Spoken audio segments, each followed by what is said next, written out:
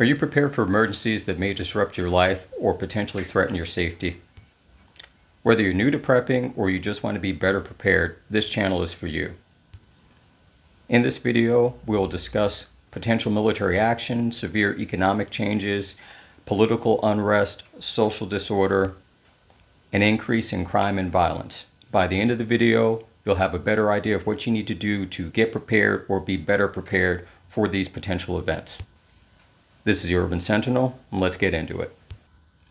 So, the current possibility of escalating military actions.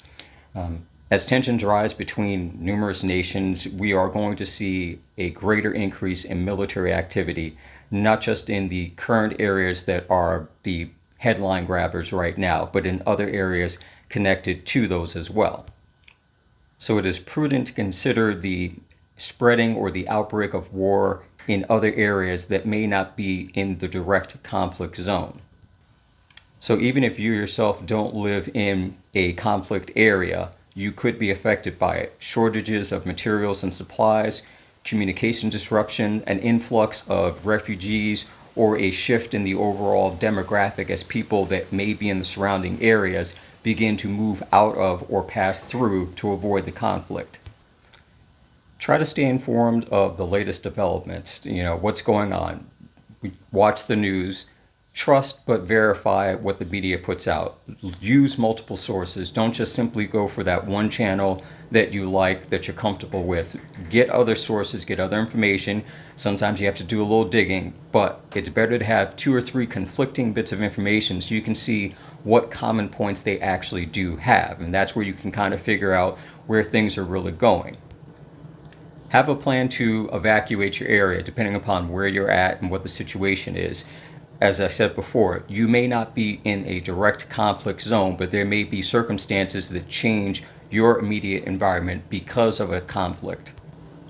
Stock up on food and supplies, medicines, that sort of thing. The rule of 3. You got to make sure that you follow that with water and food and medicine. 3 days without water, 3 weeks without food. You should try to build a stockpile of rations, food and water. Initially, if you have nothing, 3 days worth, and then build up to 3 weeks and 3 months. So you can go beyond that, and you should go beyond that. But realistically, the goal is to be able to hunker down, survive where you're at if possible, and not have to worry about food and water for at least 90 days. Now, with a severe economic turn, right now we're still looking at the U.S. debt ceiling debate. That's hopefully going to come to some type of resolution in the next 2 or 3 days. But even without that, the stock market as a whole can go one way or the other. You have various different resources being put into different financial sectors that a dramatic shift, someone pulls $1 billion+ out of one particular stock or one particular area in the market, can cause it to crash. And that can lead to a cascading effect of everyone's finances, even if you're not directly invested in the stock market or with any one particular product or company. Try, if you're not already doing it, to reduce some of your expenses. Cut back on some of the things that are not necessary. I mean, we all want to enjoy life, we all want to have fun, but sometimes if you scale it back just a little bit, those few dollars here and there that you would normally spend during the day that you don't think about add up to several dollars, several $100s by the end of the week, end of the month, depending upon what it is. You can use that money to keep aside as on-hand cash for savings. You can take some of that money and invest in yourself. Maybe take a class or course, learn some type of skill that you don't have. Something that if you can find it on YouTube, great. But if it's something that you need to be able to do in person with an instructor, start looking at that. It could be a numerous amount of things. It may not sound fancy, but cooking, gardening, basic automotive repair, general construction, that sort of thing. These are skills that a lot of people don't have. And in a situation where finances may not be available or the system as a whole is no longer functioning, you may find that you need to rely on yourself to do things because you can't call someone up, you can't go online and have something ordered. You have to be able to fix it and get everything working on your own. Or you have the skill now that you can offer your services to other people that may need it in trade for other things. With that, not even waiting for a major disaster, have a backup plan, some type of alternate income, something that you can do on the side, bring in a little extra money when you feel like it. If it's something that you can work that does bring you in significant amount of income, you may decide to do that full time, or you may just simply keep that as something to bring in the cash that you need to get more supplies and keep you better prepared. And especially too, as we head into some of these financial situations, you see it a lot. Call scams, false advertisers, people trying to get money from you either directly from your bank account or get you involved in things that sound realistically too good to be true, but it tempts you just enough that suddenly you're out a couple $100 or your bank account's been emptied out for whatever money it has. You've got to look out for those things. So it's one of those cases where, again, trust but verify. You can take someone at their word, but if you can do the research, do the diligence, and find out exactly what's going on, you'll be better off for it. Domestic social unrest or civil unrest. This can happen for any reason at all, at any time, at any location. Yes, there are localized events that tend to stick to one area. It might be within one part of a city or one region of a state. But across the board, civil unrest is something that spreads quickly depending upon what the circumstances are, especially when it's viewed as the higher up the ladder the problem is, the wider the base is at the bottom. Now, there's nothing that you as the individual can do to stop civil unrest, but what you can do are small things to help avoid getting caught in it or avoid as much as possible becoming a casualty, a victim of any type of rioting situation or any type of disturbance like that. First off, it sounds difficult, but it's pretty simple. Avoid conspicuous displays of wealth. Plain and simple. Don't be flashy. Because what you may think as, well, this is how I am, this is how I live, that's fine. But someone may remember that. And that someone may have 10 other people, 100 other people. You don't know how many people see you and think to themselves, yeah, that person's got something that I want. Because they're going to come and they're going to find your car, they're going to find your house, your apartment, or they're just going to see you walking on the street and see that you clearly are wearing more than what they make in a month just in what you have on. Get to know your neighborhood. A lot of people grew up, depending upon how old you are, and you knew your neighborhood, you knew your neighbors. But as time goes on, there's a lot of places where, especially in cities, there's a high turnover. You might live in an apartment building that has 20 units in it. You might know 3 people in the entire building because half the building moves in and out over a couple of months or a few years.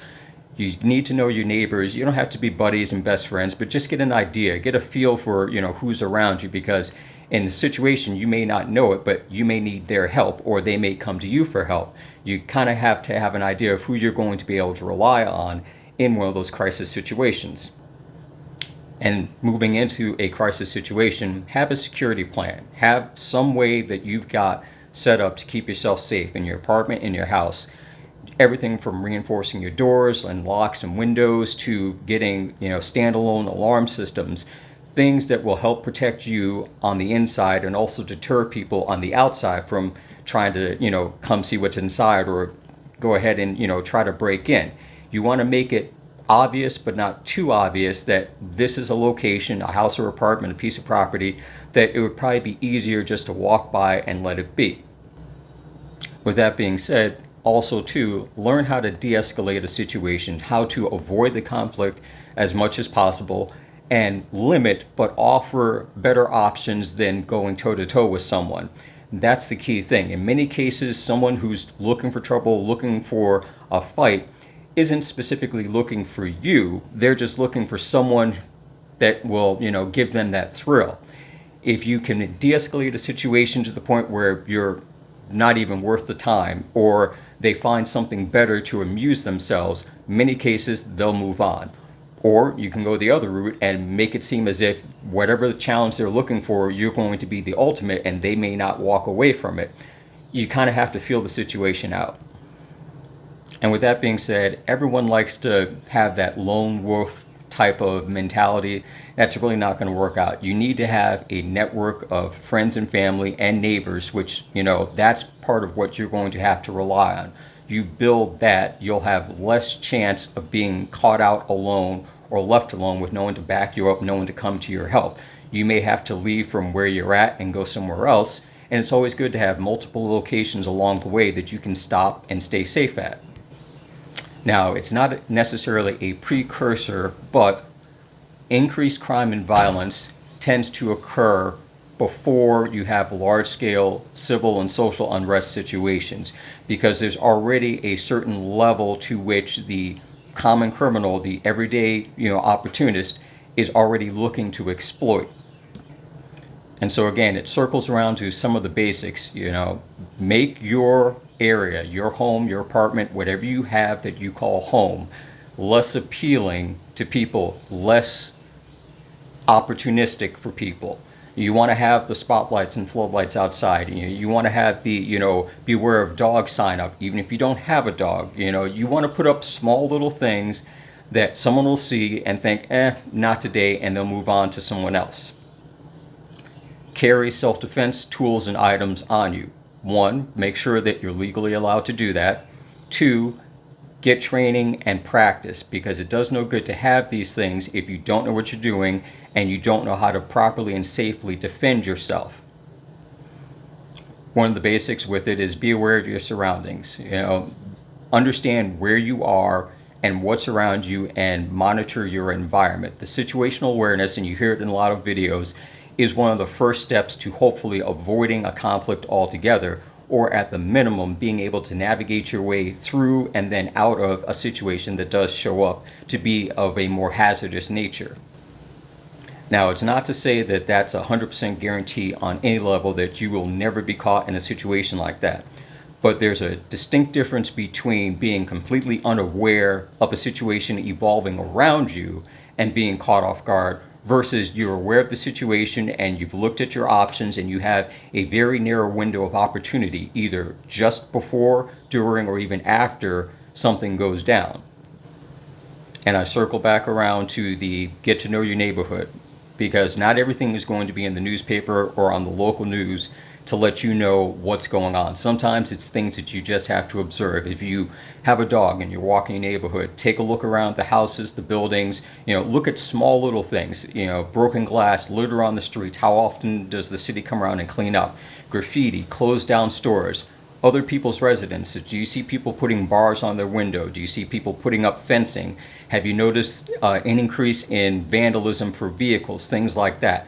That kind of gives you an idea of where your neighborhood is at. And it's not to say that it's always going to be on the increase. It's just to say that if offhand you look and you notice these small little things progressively getting worse and the area around you increasing in those types of activity, you may be on the precipice of your affected neighborhood shifting into one of those scenarios where you could have a sudden increase in violent crime and other types of crime going on. One of the last things is political upheaval. Policies and politicians, they tend to be the ones that make a lot of problems worse. And in many cases, they make problems where there are none.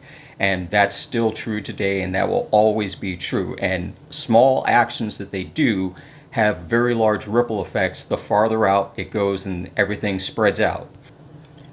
Conflicts between different parties, candidates within each party, topics coming up for bills, elections, that sort of thing, all those things add up and begin to build into a large boiling pot of trouble. And at a certain point, that pot boils over and spills out. 1, understand your legal system as a whole, but understand the politics and policies that go on, at least within your state, your county, and within your locality, because small little changes to the law can directly affect you without you knowing it. And as any prosecuting attorney will basically tell you, is ignorance is no excuse. So it's not up to them, although they make the effort to let you know what changes are being done, what new laws are being put in place. It's upon you to take the time and to research it. Sometimes it might be a brand new law. Other cases, it might be something very subtle, just an amendment to an existing law, so you have to effectively read the fine print.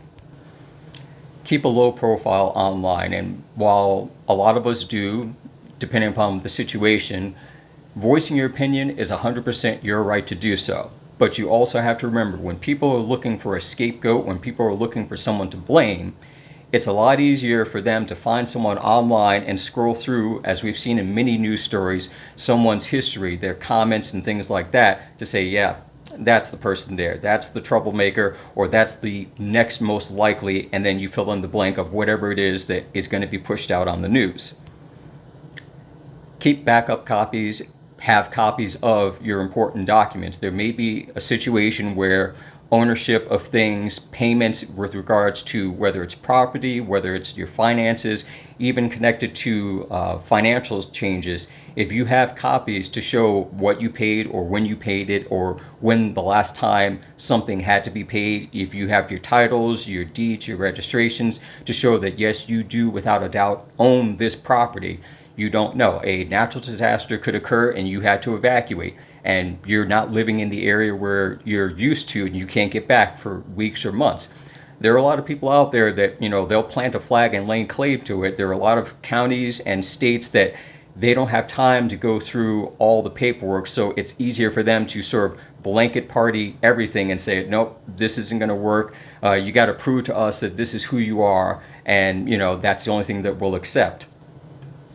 And should you be inclined, try to find groups that are to one extent more politically involved, because they will often take the time, do the research. They have, as we see all the time, there are pundits and lobby groups representing everything and everyone in our country. So you not necessarily have to show up and be a cheerleader, but if you can get onto an email list, if you can, subscribe to a channel where you can be kept abreast of certain things that are going on, that helps to give you the heads up in things that are changing within the political spectrum and within the legal system that revolves around that. So these are not the only things that need to be done. This is not an end-all video by any means. I'm just giving you a general overview of some of the primary things that people look at and need to focus on in their overall survival plans. There's a lot more and many other layers underneath each of these topics and many other things. But just being able to get a grasp on these will help you be prepared when there is a disaster, especially when there are a series of disasters. Polycrisis shows up where it's not just one thing, it's one thing that spawns another thing, and then two separate things occur within a short period of time, and things begin to escalate, and as they say, domino effect, and it just goes wild and crazy. So stay safe, stay prepared, and I'll catch you in the next one.